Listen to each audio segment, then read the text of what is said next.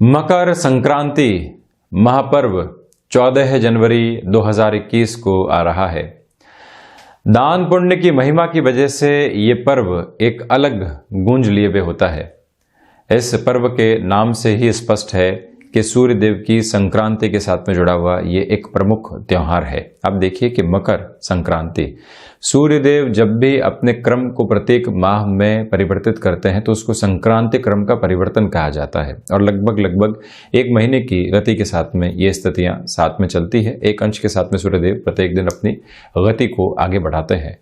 जब अपने पुत्र की राशि में शनिदेव, जो कि महान्यायाधिपति हैं, सूर्यदेव के पुत्र हैं, जब उनकी राशि में प्रवेश कर जाते हैं तो यहाँ पर जो ये दिवस प्रवेश के एक तरह से गमन का एक काल होता है उसको हम मकर संक्रांति के रूप में जानते हैं। यहाँ दान पुण्य की विशेष महत्ता तो है ही, साथ में ही जो एक तरह से भीतर की ऊर्जा और उपासना को भी जो संचालित करने का माध्यम है वो भी इस त्योहार के साथ प्रमुखता से निकल कर आता है।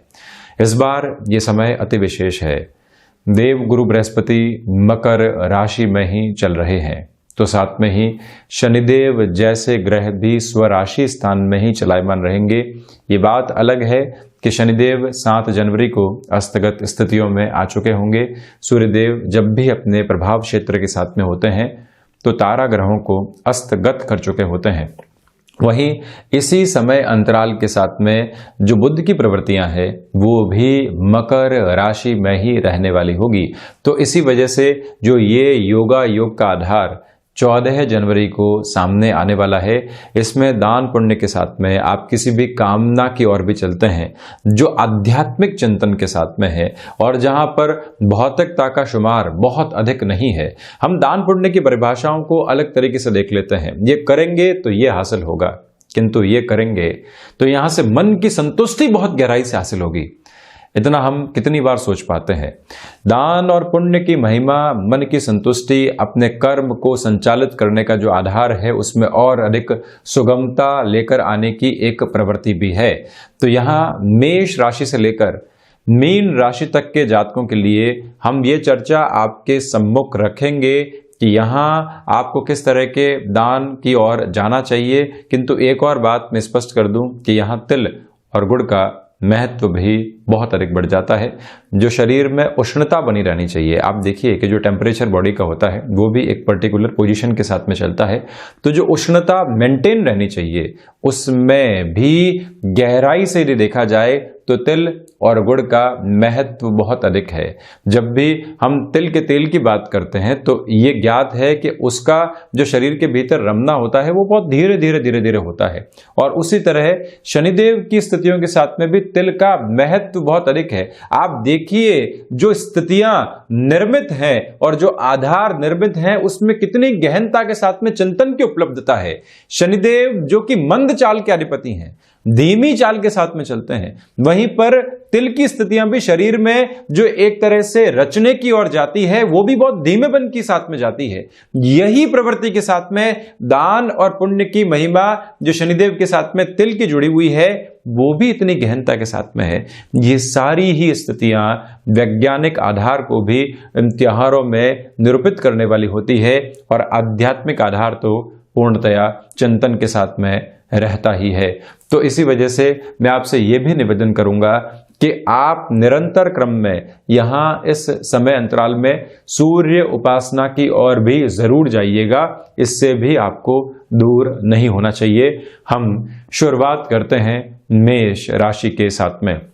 14 जनवरी 2021 के इस दिवस विशेष में आपको लाल वस्त्रों का दान जरूर देना चाहिए। तो वहीं मसूर की दाल भी यदि आप दान देने की ओर जाते हैं। गुड़ का महत्व अधिक है क्योंकि वैसे भी आप एक अग्नि तत्व प्रधान राशि के जातक हैं और जो गुड़ की मिठास होती है वो भी कहीं ना कहीं एक उष्णता लिए हुए होती है। तो इसी वजह से गुड़ का भी महत्व अधिकता के साथ में है। इस दान की ओर भी आप जरूर जाइएगा। ताम्र पात्रों का दान भी आप यहाँ मेष राशि के जातक कर सकते हैं। आदित्य हृदय स्तोत्रम का इस दिवस विशेष में सुबह सुबह के समय श्रवण करना, गायत्री उपासना की ओर जाना भी सर्वथा हित कर रहा है। अपने चिंतन के भीतर आप आध्यात्मिक ऊर्जा को लगातार प्रस्फुटित भी करते चले जाइएगा। वहीं चर्चा करता हूं वृषभ राशि की, सफेद वस्त्रों का दान। तो वहीं सफेद तिल का दान भी देना आपके लिए अति आवश्यक है। चांदी की कोई धातु भी आप इसी तरह से दान पुण्य की ओर लेकर जाते हैं, तब भी इसकी महिमा बहुत अच्छे तरीके से सामने निकल कर आने वाली होती है। तो वहीं एक निवेदन आपसे मैं और भी करूंगा, आदित्य हृदयम के साथ में आप सूर्योदय के समय ही सूर्य उपासना की ओर भी जरूर जाने वाले रहें। जो कई बार आत्मविश्वास की कमी आने लगती है, भौतिकता का आवरण, जो मटेरियलिस्टिक लग्जरी को हासिल करने की प्रवृत्तियां आगे से आगे बढ़ती चली जाती है, उस पे यदि एक नियंत्रण स्थापित करना है, जो है उसके साथ में संतुष्ट हैं और जो प्राप्त होगा उसके साथ में भी करबद्ध होकर संतुष्ट रहेंगे। वृषभ राशि के जातक इन प्रवृत्तियों को सामने लेकर आना चाहते हैं, तो आपसे मैं यही निवेदन करूंगा कि सफेद वस्तुओं के आधार पर दान भी जरूर दीजिए। सूर्योदय के समय आप सूर्य उपासना की ओर भी जरूर जाइए। तो वहीं मिथुन राशि, हरे वस्त्रों का दान देना, कांसे के बर्तनों का दान देना, और वहीं पर आज के इस दिवस विशेष में गणपति अथर्वशीष का पाठ करना, आदित्य हृदयम की ओर जाना, गायत्री उपासना करना, ये सब कुछ क्रम यदि सूर्योदय के पूर्व शुरू होता है और निरंतर क्रम में जब सूर्यदेव अपनी लालिमा की आभा लिए हुए सामने आते हैं तब तक चलता रहता है, तो मन के भीतर जो ऊर्जा का संचार है, आपको कहां फ्लेक्सिबिलिटी रखनी है और कहां इस फ्लेक्सिबिलिटी के साथ में नहीं चलना है, ये सब कुछ निर्णित आधार पर आपके साथ में रहने वाला होता है। एक निवेदन मैं यहां आपसे और भी करूंगा कि आप यदि किसी भी जरूरतमंद व्यक्ति को ऊनी वस्त्र, हरे ऊनी वस्त्र दान देने की ओर जाते हैं, तब भी इसका महत्व बहुत अधिक है। लोग कई बार ये पूछते हैं कि इन सारी ही दान पुण्य की महिमाओं के साथ में ये रंगों का महत्व क्यों है, इसी तरह के दान का महत्व क्यों है। आप थोड़ा सा और गहन चिंतन के साथ में उतरेंगे और ग्रहों की प्रकृति के आधार पर देखेंगे तो आपको मालूम चल जाएगा कि ये सारे ही रंग किस आधार के ऊपर उन दान और पुण्यों के साथ में जुड़े हुए हैं, कौन कौन सी धातु का आधार क्या है, ये भी आप गहन विषय के साथ में चिंतन करने की ओर जाते हैं तो और स्पष्टता मन के भीतर आती चली जाती है। और वही कर्क राशि, सर्वप्रथम आपसे यहां निवेदन है कि सूर्योदय पूर्व ही आप सूर्य उपासना और शिव उपासना की ओर जरूर जाएं। वहीं चांदी की कोई भी एक तरह से धातु की बनी वस्तु का दान है, सफेद वस्तुओं का दान है जिसमें चावल की प्रमुखता है, जिसका भी दान देने की ओर आप जा सकते हैं। सफेद जो तिल हैं उनका दान देने की ओर भी आप जा सकते हैं।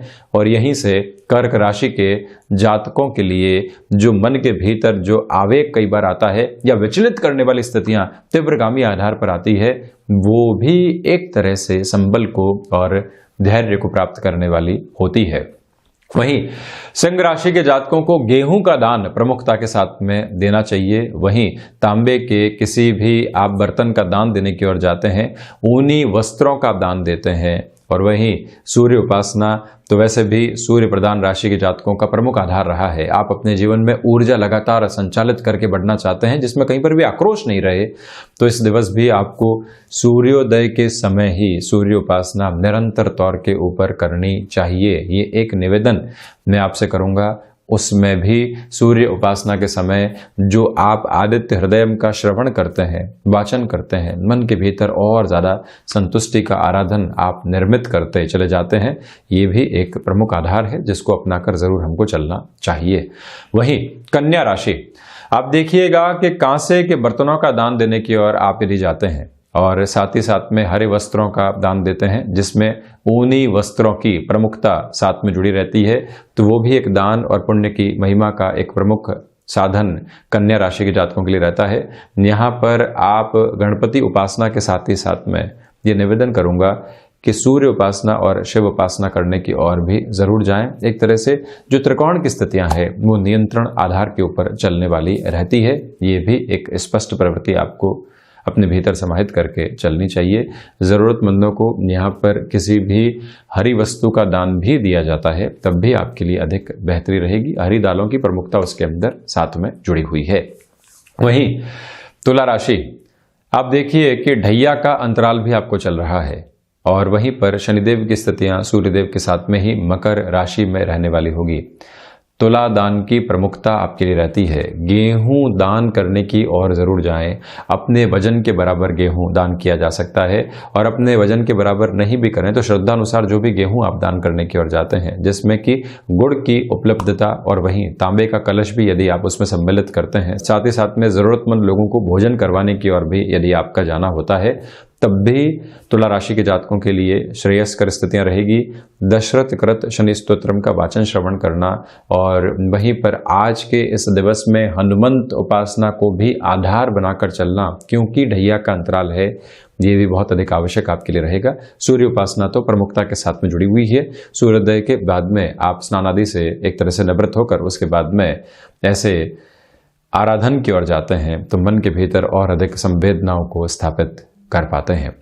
वृश्चिक राशि, तांबे के बर्तन का दान देना, लाल वस्त्रों का दान देना, वहीं पर आप इस बात को भी स्मृतियों में रखिएगा कि आज के इस दिवस विशेष में संकल्प लेके आप कभी भी रक्तदान भी करते हैं तब भी बहुत बढ़िया है, क्योंकि एक तरह से यहाँ जो रक्तिम आभा मंगल की रहती है वो भी इसी तरह से संतुष्टि की ओर भी जाती है। साथ में ही आज आप तिल और गुड़ का, दोनों ही तरीके के तिल और साथ में गुड़ का दान देने की ओर भी जरूर जाइएगा। ये भी मैं आपसे निवेदन यहाँ पर करूंगा। बारंबार आक्रोश सामने आता है और बारंबार हमारे मन की प्रवृत्तियां कई बार हमको ही कुंठित करती चली जाती है। इससे आपको यदि बचना है तो आज आप संकल्प लीजिएगा कि मैं निरंतर क्रम में इस संक्रांति वर्ष के काल के साथ में ही आदित्य हृदय स्तोत्रम का और सूर्य उपासना का मानक आधार अनुशासन के साथ में बनाकर चलने वाला रहूंगा। आप देखिएगा कि संकल्प में बड़ी ही शक्ति है और उसके साथ में चलता हुआ व्यक्ति ऐसी स्थितियों को हासिल भी जरूर कर पाता है। वहीं धनु राशि, यहां आप यदि धार्मिक पुस्तकों के दान की ओर जाते हैं, साथ ही साथ में जो तांबे के कोई भी बर्तन आदि है और वहीं साथ में पीतल के बर्तन आदि भी हैं, उनका दान देने की ओर आप जाते हैं, दोनों ही धातुओं की प्रमुखता, और साथ में ही यदि आप पीले वस्त्रों का भी दान देते हैं और वहीं पर तिल और गुड़ का, जिसमें भी गुड़ का प्रमुख महत्व है, तिल के साथ में गुड़ का वजन आप यदि ज्यादा रखते हैं तो ये दान की एक तरह से महिमा रहती है। कोई भी ऐसा बच्चा है जिसको कि अभी शिक्षा के लिए कहीं ना कहीं धन की आवश्यकता है, आप वहां पर मदद कर पाते हैं तो वो भी दान और पुण्य की एक गहरी महिमा यहाँ पर जुड़कर सामने आती है। वहीं मकर राशि की मैं यदि चर्चा करूं तो आप देखिएगा कि जो तिल का दान है वो आपके लिए प्रमुखता के साथ में है। कंबल आदि का दान देने की ओर भी आप जा सकते हैं। वहीं खिचड़ी जो बनाकर कई बार एक तरह से जरूरतमंद लोगों को भोजन के रूप में बांटी जाती है, उसको भी प्रमुख प्रवृत्ति के साथ में आप यहाँ लेकर चलिएगा, क्योंकि 7.5 अभी मध्य प्रवास काल में है। सूर्य उपासना जिसमें भी सूर्य देव को अर्घ्य देना, आदित्य हृदय स्तोत्रम, और तीसरी जो सबसे प्रमुख स्थिति है हनुमंत उपासना के साथ में चलना आपके लिए आवश्यक रहेगा। और वहीं से जो ये 7.5 का प्रभाव है जो संघर्ष देता है, संघर्ष तो रहेंगे किंतु जब उनमें सकारात्मकता आने लगती है तो व्यक्ति को एक उजास दिखने लगती है। उसके साथ में चलने का प्रयास आज आप जरूर कीजिएगा। तो वहीं कुंभ राशि, यहां आपको कंबल का दान देना, ऊनी वस्त्रों का दान देना बहुत ज्यादा जरूरी है। 7.5 का प्रवास काल अभी शुरू हुआ ही है, तो आज से ये भी संकल्प आप धारण करके रखेंगे कि हम सूर्य उपासना और साथ ही साथ में हनुमंत आराधना के साथ में निरंतर क्रम में अगले कुछ वर्षों के लिए बढ़ते चले जाएंगे। तब भी आप अपने लिए मार्ग को सुगम होता हुआ देखते हैं।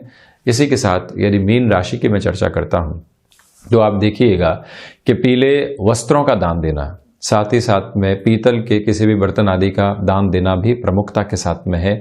श्रद्धा अनुसार आप गेहूं का दान देने की ओर भी यहाँ पर जा सकते हैं। वहीं शिक्षा संबंधी दान की भी प्रमुखता एक तरह से यहाँ आधारित तौर के ऊपर रहती ही रहती है, इससे भी हम इनकार नहीं करेंगे।